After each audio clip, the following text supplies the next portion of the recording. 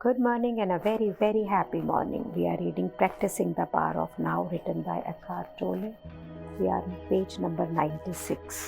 और बहुत powerful conversation Eckhart कहते हैं कि जब हमारी प्रेजेंस में स्टिलनेस होती है, स्थिरता होती है, साइलेंस होती है, उस समय हम हमारी फॉर्मलेस, आकार रहित, टाइमलेस, समय रहित जो सच्चाई है, एज द अनमैनिफेस्टेड लाइफ, जो ज़िंदगी हमें आँखों से तो नहीं दिख रही, but that animates your physical form, लेकिन हमारे इस फिजिकल शरीर को ज़िंदगी दे रही है। मीन्स आप अपनी स्टिलनेस, अपनी साइलेंस के अंदर महसूस कर सकते हैं अपनी being.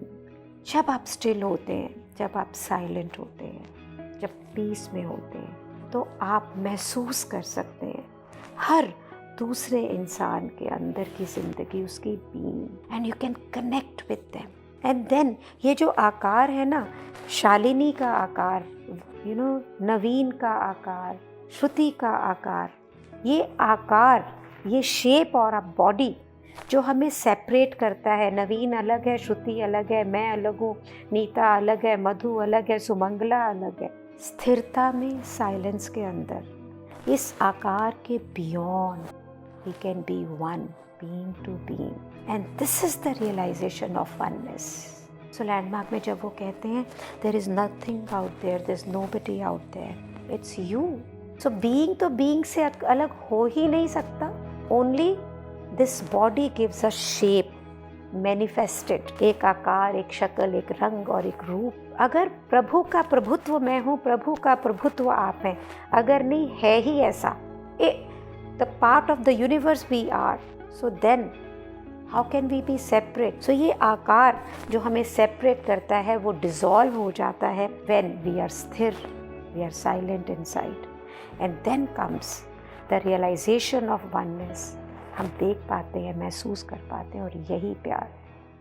This is what love is. इसके ना पेज नंबर 96 में लिखते हैं बहुत छोटे छोटे ग्लिम्पसेस पॉसिबल होते हैं, छोटे से समय के लिए आते हैं, और प्यार पनप नहीं सकता है जब तक कि आप अपनी mind identification which is ego, उससे परमानेंटली फ्री नहीं हो जाते। मीन्स आप उससे अलग नहीं हो जाते, और आपका अपनी प्रेजेंस इतनी इंटेंस ना हो जाए। यहाँ पे प्रेजेंस से मतलब है आपकी स्थिरता, आपकी बीइंग, कि आपकी पेन बॉडी डिसॉल्व हो जाए। और एटलीस्ट अगर वो पेन बॉडी पूरी तरह से डिसॉल्व नहीं है, you can remain present as a watcher, दृष्टा, साक्षी, विटनेस, उसकी तरह आप देख पाएँ दोनों चीज़ों को अलग। एट दैट टाइम ये पेन बॉडी आपके ऊपर हावी नहीं हो सकती है, और आपके प्यार को डिस्ट्रक्टिव नहीं कर सकती है, उसे ख़त्म नहीं कर सकती है। सो इन शब्दों में एकार्ट हमें क्या बोल रहे हैं कि ये beyond our bodies we are all one, and this oneness we can experience if have stillness inside, there is silence inside, you can experience. तो ये स्टिलनेस और साइलेंस का मतलब क्या नहीं, तो ये चिक चिक चिक चिक चिक चिक जो हमारी ब्रेन की आइडेंटिफिकेशन से चलती है, जजमेंट, लेबलिंग, एवरीथिंग। और दृष्टा भाव से अगर हम इसे देख भी रहे हैं कि मैं इसे लेबल कर रहा हूँ, मैं इसे जज कर रहा हूँ, या सामने वाला व्यक्ति उसे नहीं पता है, वो भी अपनी आइडेंटिटी से वर्क करता है। बुद्धा इसे बहुत बार बोलते हैं। मैं कहती हूँ ये स्टूडेंट ने देखिए ऐसे बोला, मैं इसको कैसे हेल्प करूँ, तो फट से बोलते हैं, उसे नहीं मालूम है कि वो क्या कह रहा है। This is an identity working. ये आइडेंटिटी बोल रही है Shalini, we have to get him present to his identity और हर आइडेंटिटी।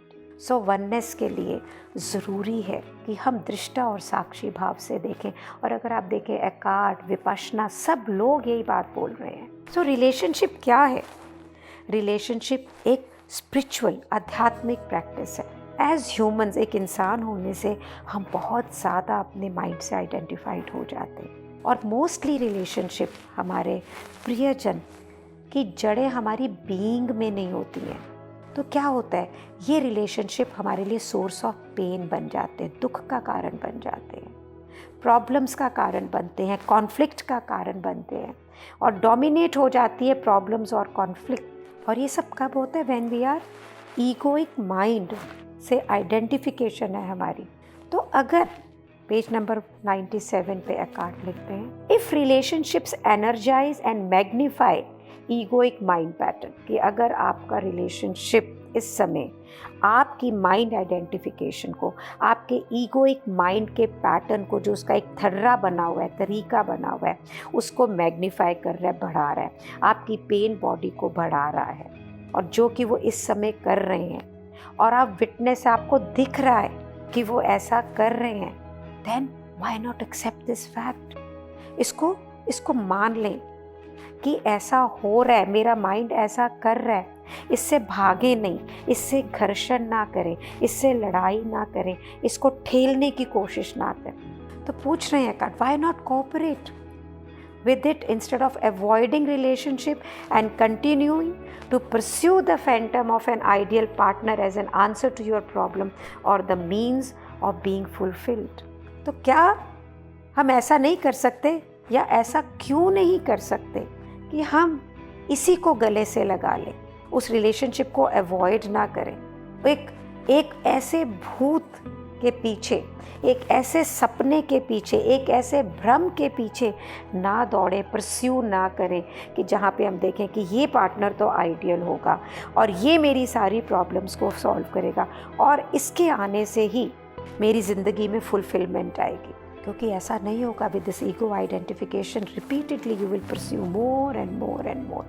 लेकिन जैसे ही हम एक्नॉलेज कर लेते हैं अपने ईगोइक माइंड के इस मैग्नीफाइंग पैटर्न को, इस पेन बॉडी को एक्सेप्ट कर लेते हैं, बुद्धा की लैंग्वेज में गले लगा लेते हैं इस सच्चाई को, तो हम फ्री हो जाते हैं बहुत डिग्री तक, हम बहुत रूप में फ्री हो जाते हैं। फॉर एन एग्जाम्पल कि राइटर कहता है कि नाउ आपको ये पता है कि यहाँ पे ये डिसहार्मनी है, यहाँ पे एक लयता नहीं है, यहाँ के अंदर मैं हार्मोनाइज नहीं हूँ। अब इस नोइंग को आप होल्ड करें, okay this is the it, कि नहीं है, उसकी मेरी नहीं पटती, उसके मेरे विचार नहीं मिलते, वो अलग है, मैं अलग हूँ, उसका जीवन जीने का ढंग अलग है, मेरे जीवन जीने का ढंग अलग है, ओके। अब इसके साथ में एक नोइंग डोमेन में नया फैक्टर आता है कि ये disharmony can not remain unchange, कि भाई ये डिसहार्मनी है। जिस समय आपको ये पता लग जाता है, when you know you are not at peace, और मैं इसकी वजह से शांति में नहीं हूँ, जैसे ही यही मालूम पड़ता है ना आपको, आपके यहाँ, आपके आसपास एक स्थिर स्पेस क्रिएट होती है, और ये स्थिरता, ये साइलेंस आपको सराउंड करती है और क्रिएट करती है क्या, एक लविंग, एक प्यार भरी टेंडर एम्ब्रेस गले लगाती है आपके अशांति वाले एटमॉस्फेयर में, और फिर ये ट्रांसम्यूट करती है your non peace into peace की, जो आपके मन में इतनी अशांति है उसको पीस में। तो अगर मैं लाइफ एग्जाम्पल से बात करूं, अभय माय सन, जब मैं इतनी अवेयर नहीं थी और वो एक कुक बनना चाहता था, मैंने ज़िद करके उसको नहीं बनने दिया और वो उसे खींच कर मैं बिज़नेस में लाई।